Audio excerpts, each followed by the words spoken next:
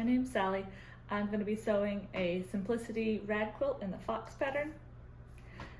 I wanted to make a quilt for my friend's baby shower and thought I'd bring y'all along for the ride. Let's go. First step, I washed and dried the fabric. I did this so the fabric won't shrink after I cut the pieces or finish the quilt. And after that, I ironed all the fabric flat so that when I cut pieces out, there aren't any issues with size. Next, I read the pattern like 10 times. When your fabric is expensive, follow the saying, measure twice, cut once. I like to pin the pattern piece down while I cut it out. I've seen some people use weights, but I'm always worried about the pattern moving around. So it's important to lay out all of the pattern pieces on a piece of fabric before you cut it out. I bought just enough fabric that the pieces fit and there wasn't much wiggle room.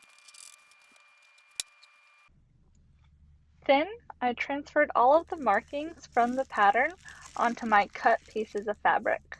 I just use plastering chalk. It comes off in the wash, it's cheaper, and it works better than any fabric pin I've found so far. You don't need to transfer complete lines, but you do need to get the correct angles because you will be following these lines when you're sewing the pieces together. After all these steps, we're finally breaking out the sewing machine. We'll start with sewing individual pieces. So I'm taking the individual pieces that we pinned together earlier with the backing, padding, and front piece that's marked up. I'm sewing along the diagonal and along the outside edge.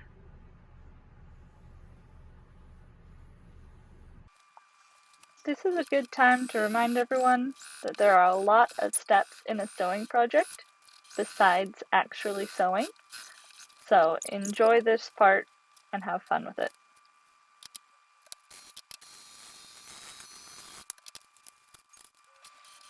For the applique pieces, that's his eyes and nose and mouth, you'll want to sew it on to the front fabric piece first before you sew it into the fabric sandwich.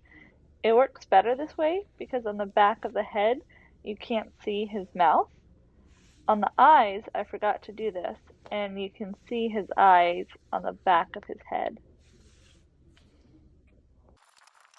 So once I finish all the individual pieces, I lay him out on the floor, and he's finally starting to look like a fox. After finishing all of the individual pieces, I was finally ready to sew multiple pieces together.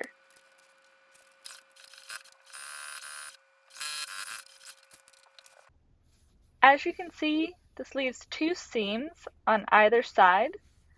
Once you cut and finish the quilt, it's really not that noticeable. The pattern explains step by step which pieces should be sewn together first. It's pretty easy to follow along.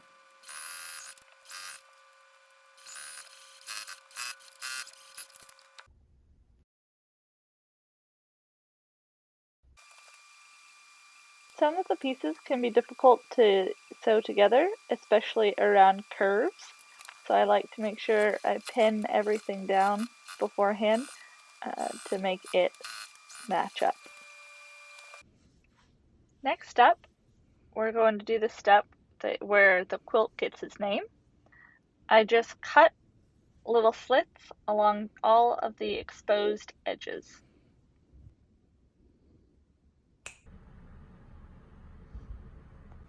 To finish the quilt, I used the size of my thumb and cut out slits all along the exposed seams and the edges.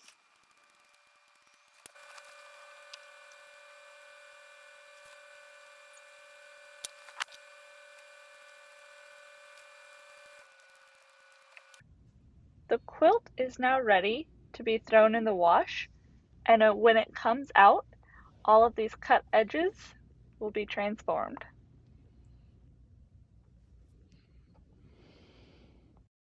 I finished the quilt, took it out of the wash, and as you can see, forgot to take an after photo in my home. So this is at my friend's baby shower.